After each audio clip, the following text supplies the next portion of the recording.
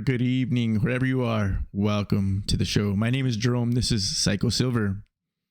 I do appreciate your attention. And if you are watching this, you're in a good situation right now because you're getting information that many are not. And you're going to be able to protect yourself in the upcoming crisis. It's already a crisis, but it's still somewhat upcoming because most people aren't respecting it for what it is.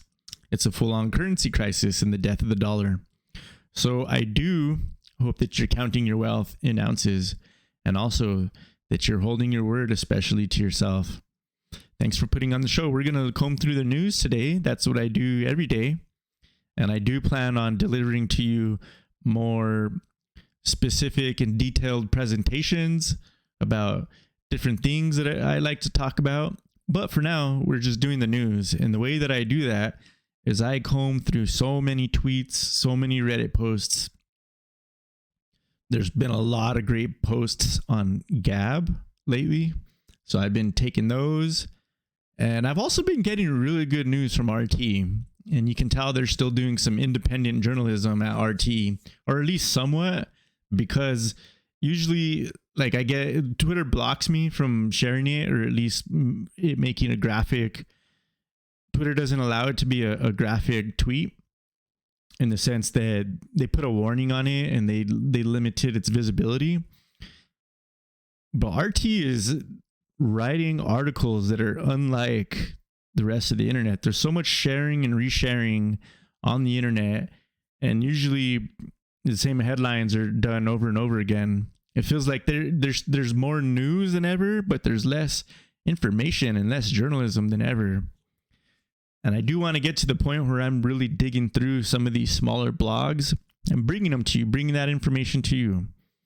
But right now, Twitter is the treasure trove. But you also have to work for that, because the best tweets, I'm old enough to remember when the best tweets came right into your feed, right on top. And it isn't that way anymore, especially if you're talking about naughty things.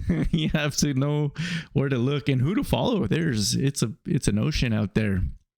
And so I've spent years and years curating my accounts to bring me the best news. And I am hopefully doing you a service by putting it in one neat little package and delivering it to you in the form of a YouTube show.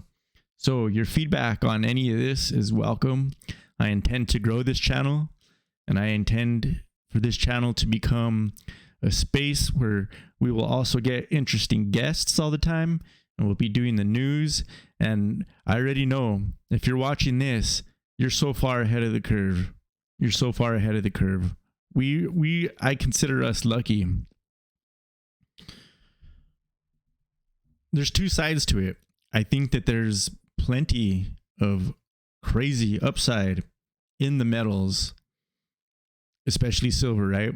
There's crazy upside, or platinum, but that's just a little tougher to get. You get huge premiums on physical platinum. But the insurance side is, we're very lucky to be stackers. If you're a stacker, welcome. We are a rarity. And I do believe that our diligence and our perseverance and our courage is going to pay off in a big way. I did see some people mention that often stacking silver can almost become a religion of sorts, or that people are very ideological around that. And I get it.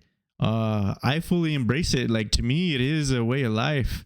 It is a perspective, and it's an outlook.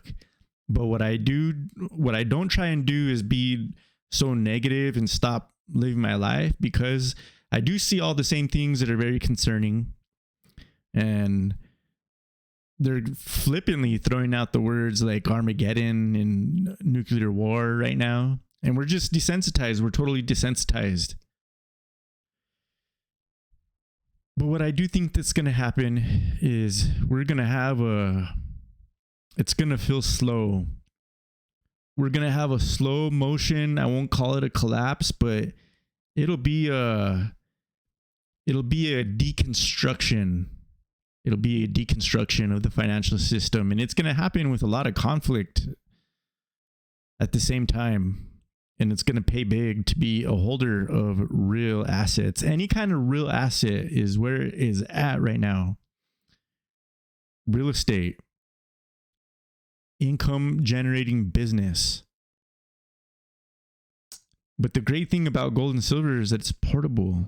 You take it with you wherever you want, and it's tough to confiscate. And that's a big part of what's happening now. I mean, it is money, right? It's money, and it'll always be money. Right now, it's not the most. It's the second most recognized money, I would say, maybe even third if you count Bitcoin. But I don't even think that's true. Gold and silver are far more recognized than Bitcoin, because Bitcoin is it's a Western USA. There's only a few places in the world that really take it seriously. Like, you see a lot of promotion of Bitcoin. And I know you can give me examples of people in other countries that are using Bitcoin, but on the whole, it's far more gold and silver, far more. And that's easy. We can pull data to back that anytime. Yeah. But not to go too far down that path, why don't we just go ahead and jump in the news, and I've done it a million times, but I'll make another argument for silver later. There's so many facets to it. It's multi-dimensional. All the reasons you got to own silver, it's more than most people think. Let's get into the news.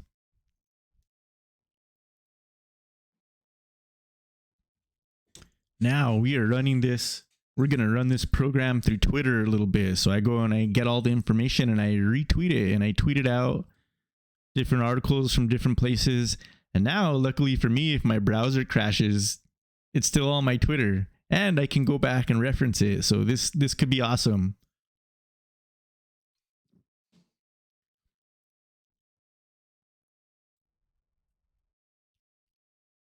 Here we have a tweet from the Happy Hawaiian. The Happy Hawaiian says, curious to see if we get another February, March 22 reaction from the bridge destruction. If the world views it as a real escalation, then we could end up with a concurrent rally in commodities and DXY, especially the Russia-focused commodities. Yes. Yes. I mean, we're bound to head in this direction one way or another. It's just, what path are we going to take towards it? We have the super inflation path, and we have the default disinflation credit default path. But the fastest path out of the two is the third path, and that's if war breaks out, and then we're going to get all the same results anyway. I would personally believe that war would be a very convenient way for the politicians to once again evade responsibility, for the Fed and the Treasury to evade responsibility and blame external factors for the path that they set us on so long ago. And that's something important to say to people that still really participate in Republican and Democrat thinking. And I do have a certain preference for conservatives these days, but you have to be aware that they both had you get the one or two conservative senators that go about crusading for gold and talk the Constitution. And I did see even recently they were introducing a bill to reaffirm gold as the money. And of course that has no chance, but you do see that more often from the conservatives. But on the whole, it was equally both sides that put us down this path. It is going to lead to Social Security is broke, and they couldn't really tax us enough even if they wanted to save it. The whole thing is going to need to be reformed. It's a Ponzi scheme. Sting is a pyramid since time immemorial. Shit runs downhill, money goes up. It's that simple. Next up, here we have a tweet from Robert Kiyosaki. Robert Kiyosaki writes, why millions to be wiped out. People can see the microeconomics, food and fuel prices rising, cannot see macroeconomics. Macro econ is invisible. Protect yourself from the macro. Buy gold, buy silver, buy Bitcoin. Silver is the best investment in October 2022. I agree, Robert. Everyone can afford $20 silver, but they are blind. So true. And we're very lucky to be aware of this. I already hope that you got a lot of ounces in your stack. This is one of those things, it seems like it takes forever, and then when it comes to pass, you'll probably wish you had more time after it. That's how I feel. Have you received all your Silver Raid orders yet? Has the mail arrived for you? Here we have a tweet from First Squawk. Investors pile out of UK property funds after bond market shock. Wow. The bond market was shocked, and I was also shocked. Of course they're going to divest, right? And I assume that it's not just UK investors involved in the property funds, right? It's probably investors from all over the place. Big trouble. Was the bond market crisis a slash or a gash to the financial health of the UK system? And we're just watching it bleed out in some way. We're watching the problems compound or travel upstream, and it manifests in some other way other than what it started as. Very possible, because this is the derivative system, correct? This is the interconnected system where an injury in one area eventually just travels to the next, quite possibly. I found this article to be very interesting. Shadow banking system in Britain. There can be shadow banks in Britain. Britain's shadow banking system is raising serious concerns after bond market storm. The Bank of England was forced to intervene in the long-dated bond market after a steep sell-off in what's known as the gilts. While the central bank's intervention offered some fragile stability to the British pound and bond markets, analysts have flagged the lingering stability risks in the country's shadow banking sector, financial institutions acting as lenders or intermediaries outside the traditional banking sector.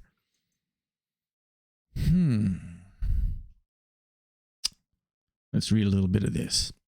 After last week's chaos in British bond markets following the government's September 23rd mini budget, analysts are sounding the alarm on the country's shadow banking sector. The Bank of England was forced to intervene. Okay, we know all that.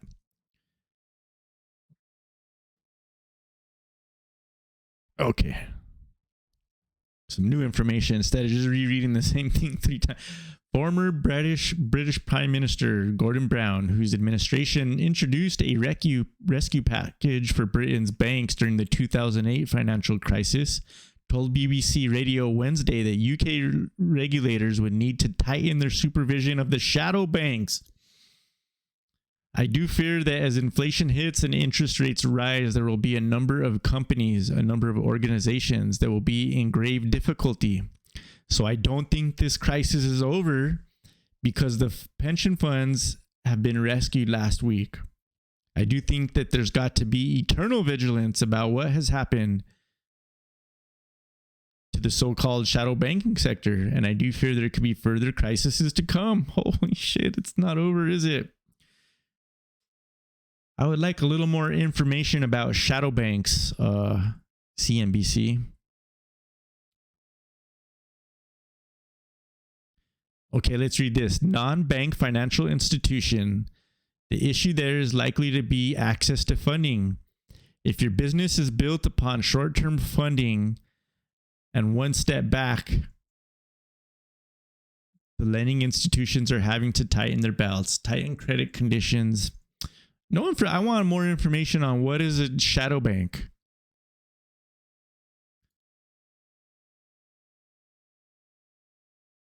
The greater the debt held by non-banking institutions such as hedge funds, insurers, and pension funds, the higher the risk of a ripple effect through the financial system.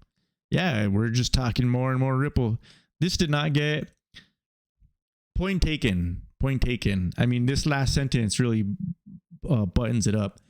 It's the counterparties who have passed it on and shuffled it around themselves. If there's an issue, we're not looking at the right part of the building that's in danger of falling down. Okay. So they basically are just making the point that I made. We may have already caused a compromise to the system that's just going to manifest upstream one way or another. I was hoping they'd give me a little more information on shadow banks. Was that just to catch you? Did I get into some clickbait from CNBC there? They might have hit me with some clickbait. Okay, next up. Here's a headline from Asia Times. Global margin call hits European debt markets. We'll read the first paragraph of this one. Hedges blow up after risk gauges in Germany's government debt market exceeded those in 2008 world crash. And I think it's worth reiterating that the German market is very connected to EU. So I do think that with Brexit and all, the UK is a little more separated, but Germany is kind of the heart of EU. If it's not the heart, it's the lungs, right? It's a vital organ to the EU. So whatever you see happening to Germany, it will spread to the entirety of the EU, in my opinion. Risk gauges in Germany's government debt rose last week to higher levels than recorded in 2008 world financial crash, as margin calls forced the liquidation of derivative positions held by banks, insurers, and pension funds. Big institutional investors that spent the last 10 years insuring their portfolio against falling interest rates now face massive losses as hedges blow up.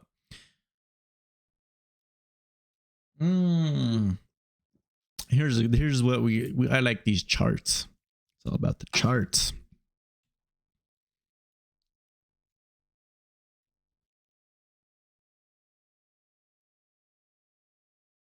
Super high spreads. There it is. Bigger than 2008. Inflation index 10-year bond yields for US, UK, and Germany. Same story everywhere. Option hedging costs for 10-year UK government bonds. So it's very expensive to hedge. Implied volatility of options. Yeah. Oh, look at this. This is very interesting. This is the cost of a 5-year default protection for Credit Suisse. So it's very expensive to buy insurance. Very interesting.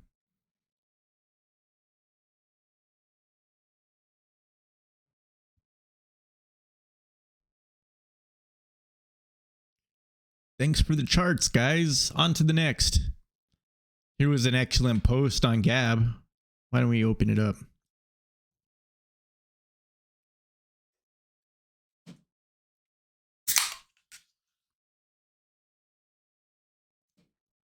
Playing possum with a really cool chart here. Fed's total asset from crisis to crisis. And here is just what we wow, look at the difference. That was the first financial crisis.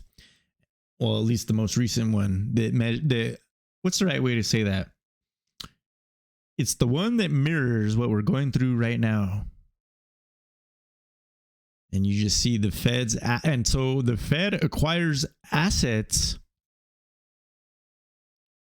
They buy troubled assets off of banks. So the banks are, their risk of default goes down. So they're the banks already are in the business of free money. They just got to make the loan and collect on enough of them. But it's not enough to be in the business of free money for banks. They also need the Fed to bail them out of the bad loans as well. Tough business, that free money business, eh? And there you see it. 9 trillion in Fed assets. So they have nearly 1/3 of the entire debt. That's the debt's 30 trillion, 31 trillion, and the Fed's holding 9 trillion. So there's some context for you about how crazy of a balance sheet the Fed is. That's crazy. That's crazy. This might be the craziest tweet I've seen, or craziest chart I've seen in a minute. Profound. All right, let's get into the next one. Once again, playing possum.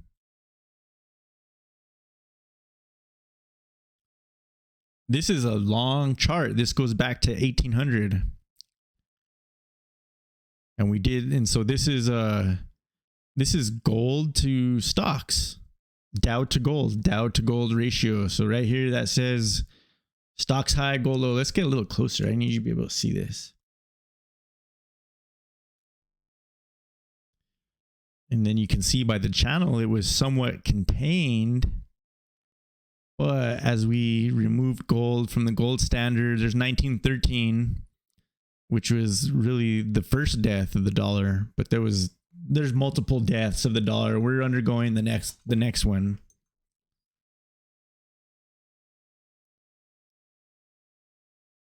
And you do see that shape that's just getting, the extremes are getting higher and lower.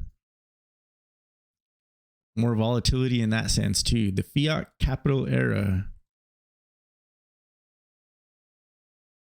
That sure is interesting. So I assume we go, if we stick to this pattern, then the next low is going to put gold at one of the highest levels since 1860. Gold to Dow ratio. How about that? Yet another reason to own gold and silver right now.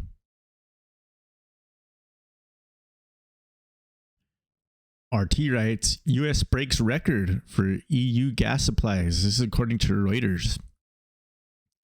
For the first time, America is supplying more natural gas to the bloc than Russia, but at costs 10 times higher. What have I said? Who needs enemies when you have friends like that? The United States ramped up its supply of liquefied natural gas to Europe in September, Reuters reported. However, exports were below average overall for the first 8 months of 2022 due to an outage of a major terminal.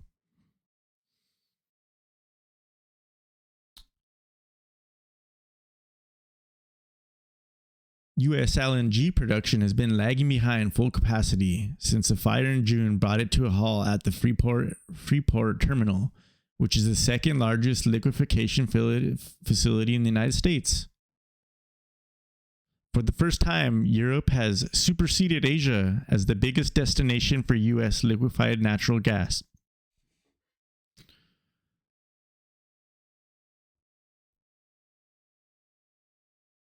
Ten times higher. Wow. All right, next up. Here we have another chart. We have more rates over here. Zero hedge. Wow, and this is up from just a couple days ago. 7.11%, the highest percent mortgage rate since 2000, and it wasn't even nearly that high in 2006 and 2007.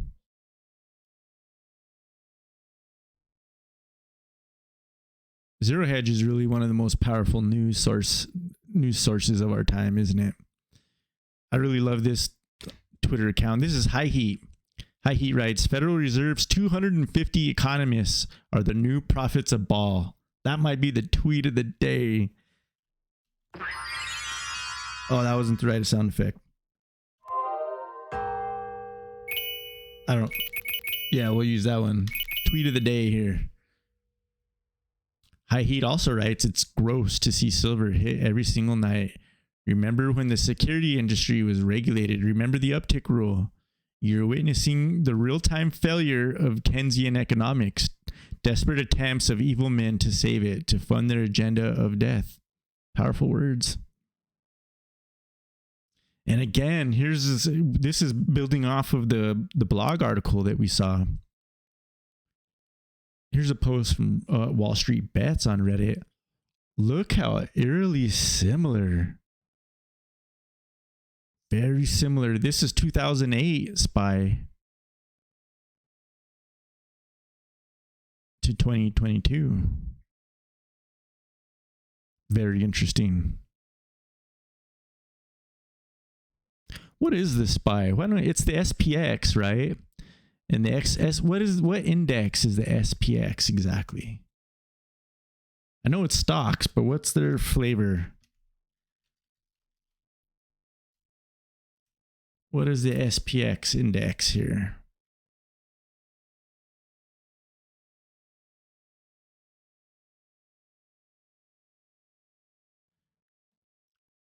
It's the Standard & Poor's 500. It's a stock index that is comprised of 500 largest U.S. publicly traded companies. Yeah, so it's more broad than the Dow.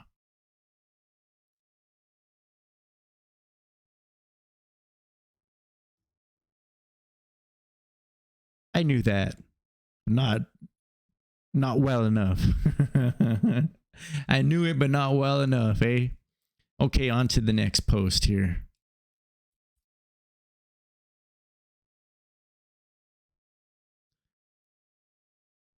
To me, this was quite interesting. Here's another post on Wall Street Bets. This is Apple's market cap compared to the entire energy industry. I mean, it's tough to know what to make of that. That is just so interesting. This is one of the reasons that I am all in on commodities. I did like some of the comments on this one. So next up, here we have a tweet from Nostra, House of Dumbass. He writes that PayPal has removed the ability for users to close their accounts. That tells you how bad the situation is. So last time I heard about this, PayPal was about to impose a $2,500 fine for misinformation, or to basically to confiscate your earnings or whatever's in your account for spreading misinformation. Since then, they've walked it back and said, we were just kidding, guys. We were just kidding. But it does appear they've sparked some backlash. A lot of people closing their accounts. And according to this guy, they're now trying to prevent you from did they just remove the button? I did find something really interesting on this too. Let me show you this. This is so good.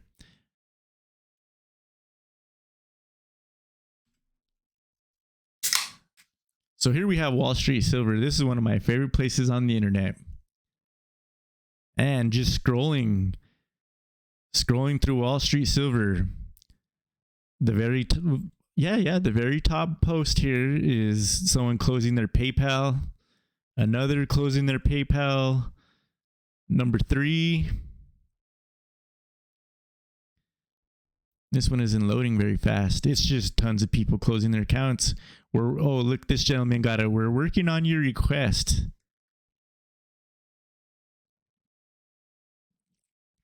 Why do they need to look through his history and emails? Interesting. That's a promoted. So this is number 5. This old ape says bye-bye to PayPal. Stack on and stay strong, apes. To hell with the fascists, writes next fucking silver level.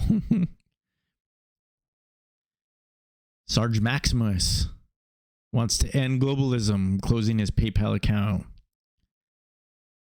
The DE guy 302 writes, this is the way. This is awesome. There's so many posts right now on Wall Street Silver. This user writes, I'm astonished at the PayPal policy. Pushed out, finding folks for media disinformation. Nothing about this was an accident. My canceling my PayPal account certainly wasn't an accident either. And here we have one user that's writing about how they took him through a whole series of questions and wanting to make statements to him.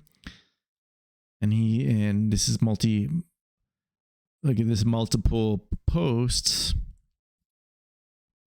where he's got to have a whole discussion, and he just writes, cool, just close my account and thank you.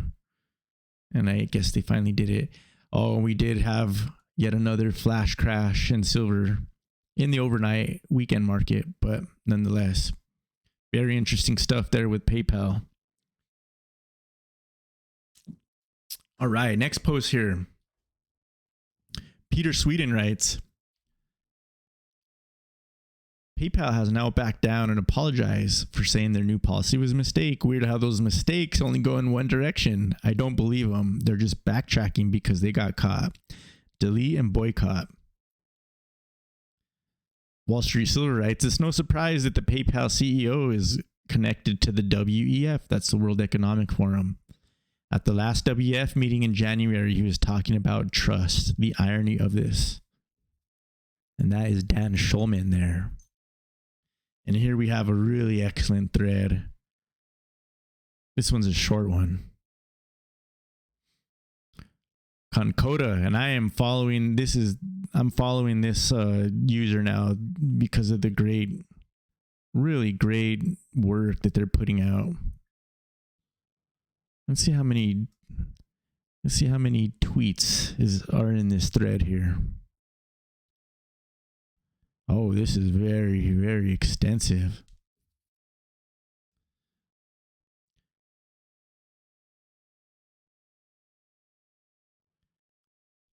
The US dollar is wreaking havoc globally, and it's only just starting to pick up momentum. You'd have thought by now the other nations would have bailed from its hegemony, but in reality, there's no way out. Right now, the consensus belief is that the global liquidity has been deteriorating rapidly, and intervention by the Federal Reserve will come shortly when something breaks. But since nobody can decide what that something might be, this shows fear remains in the early innings.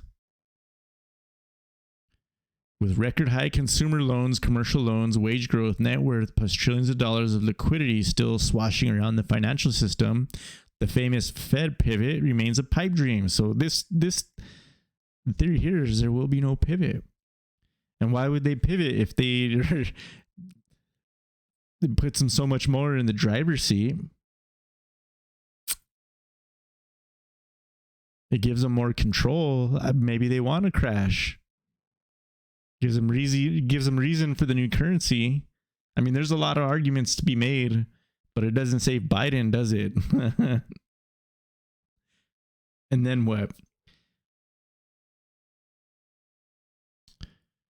Plus, as officials become more like vigilantes, the Fed is likely to raise rates higher than anyone expects. Oh, really? The Cleveland Fed president, Loretta Meister, we've talked about this one quite a bit, recently revealed the Fed would raise rates even in a recession. Worse still.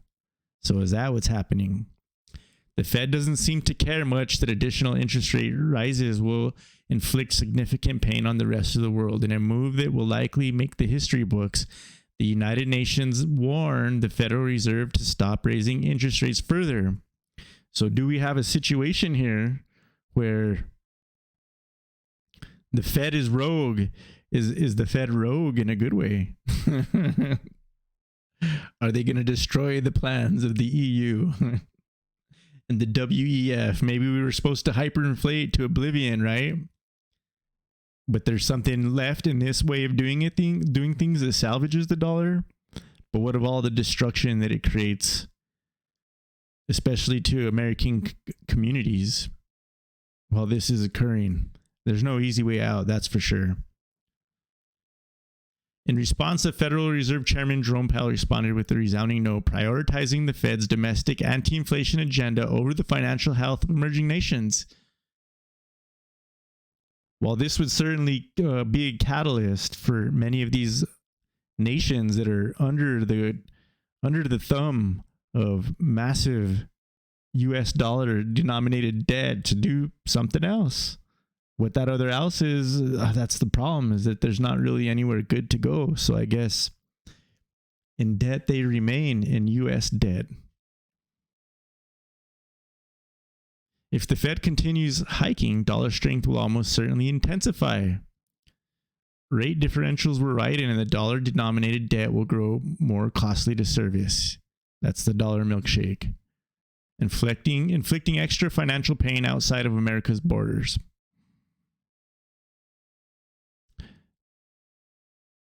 I couldn't possibly read this entire thread for you, but I do invite you to find it and read it for yourself. This is really good. We do see that the thesis here is the interest rates stay high and go higher, and there's many impacts. I do want to get to I read the kicker down here. The dollar has become such a cornerstone in global finance that countries have evolved to become essential components of a machine that would fail without them. And the interconnectedness is truly remarkable, but ominous and complex. This is why China has been saying it wants to ditch the greenback for decades now, but the Asian superpower has found no conceivable escape valve when it comes to ditching the dollar, saying you will, and actually following through with it. It's a different story.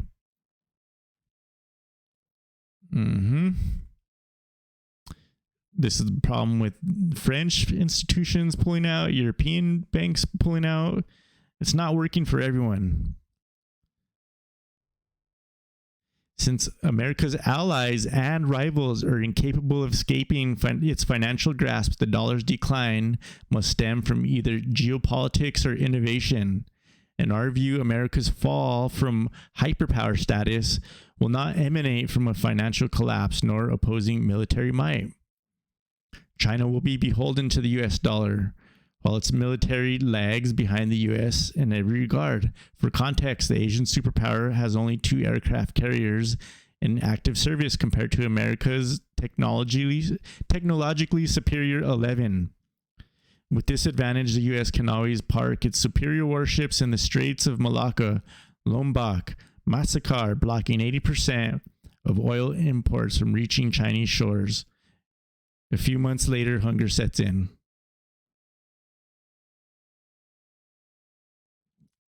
Like the ancient Egyptians falling to the Canaan natives who mastered the desert-based transportation, or the Portuguese toppling the Ottomans via deep water navigation, America will likely only loosen its reserve currency grip status through an innovative breakthrough. But until then, the US-led order will prevail, supplying as many dollars as needed to keep the global hegemony running. With each increasingly frequent debt crisis, the dollar dominance will grow. The exit door has already vanished for nations who have sold their soul to the US dollar. Withdraw and watch your nation fall apart. Remain and watch the dollar dependency rise and your debt burden expand. The latter choice, despite its numerous downsides, reigns supreme. What a freaking tweet. What a thread. Bravo. I do recommend you read the whole thing. It's that good. I mean, I just gave you a little snippet there, and that is one of the best threads that I've read for a while, and I could almost do a whole show on that thread alone.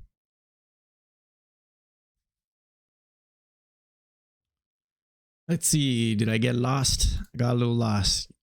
Forgive me while I find. We got a few more things to cover, and then we'll be done. But I will say, in regards to that thread there, there's different ways of looking at it, and in one sense, you can feel sympathetic towards these other countries, or maybe a little angry at the hyperdominance of the US and how they've put everyone in the yoke, so to speak. But at the same time, there is something to say about, if you don't do it to them, would they do it to you? This is war. And we do have the US projecting dominance to other countries that I would assume would have no problem doing it to us if the shoe is on the other foot.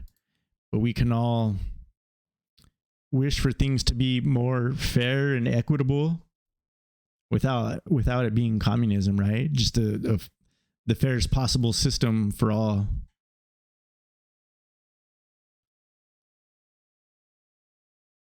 Take me to my tweets, Twitter, please, and thank you.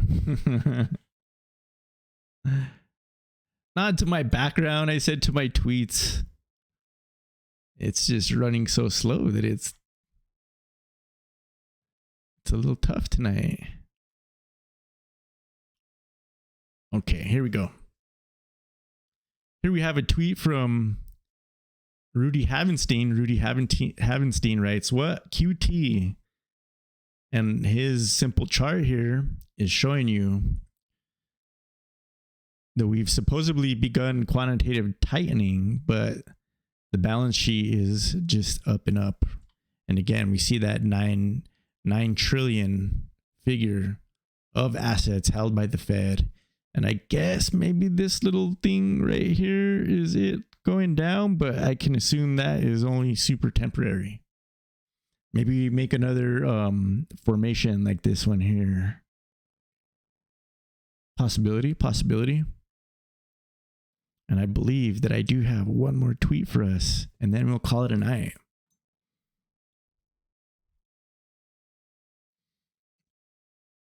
Here's a tweet from Mac10, the suburban drone. He writes, "The problem with inflationists, such as Peter Schiff and everyone else who believes the imminent pivot thesis, is they don't understand credit markets. Either CPI goes down or the bond market goes down." And this is what I've been saying. This is what I guess we're all learning at the same time.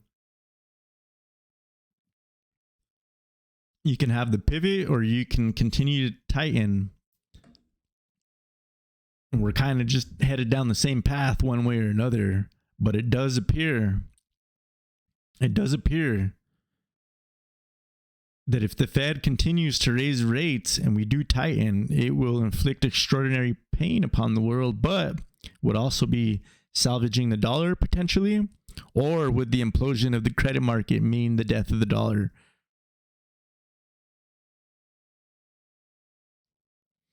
Anyone ponder that banks don't want lower rates? If the Fed is paying them over 3% on reserves and they are passing 0% of it to depositors, then why would they want lower rates?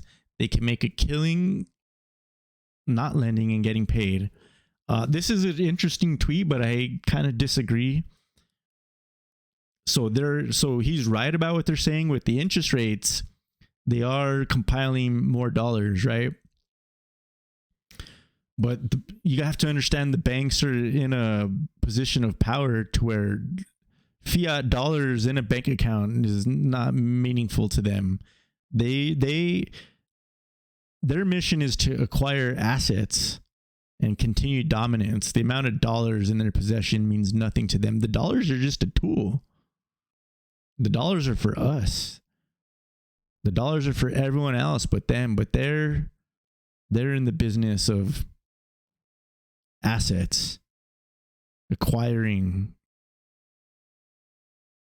natural resources and human capital and hyperdominance. Last tweet of the night. The great Martí writes, "Positive real rates are key as savers today are in losing Positive real rates are key as savers today are still losing in deposits. In real terms, not helping the inflation situation. We need deposit rates at 6%. It's the only way to fight inflation. Cash rates at a minimum of 4.5%. And there you have it. We are many, many raises away from any kind of meaningful rates that could help combat inflation. And so that's the big debate right now. Do we, in fact, continue the trek upwards in inflation or in interest rates? And what does that mean for the world? Or do they pivot? I think that would be a better case scenario if they want to keep Democrats in power and they want to keep Biden in office. I would think that they do need to pivot. But maybe this is I'm starting to disbelieve there's any kind of master plan out there. But this raising of rates and inflicting all this pain and letting the Democrats and Biden take the fall for it, maybe there's forces behind the politicians that we're just not seeing. Does that make sense?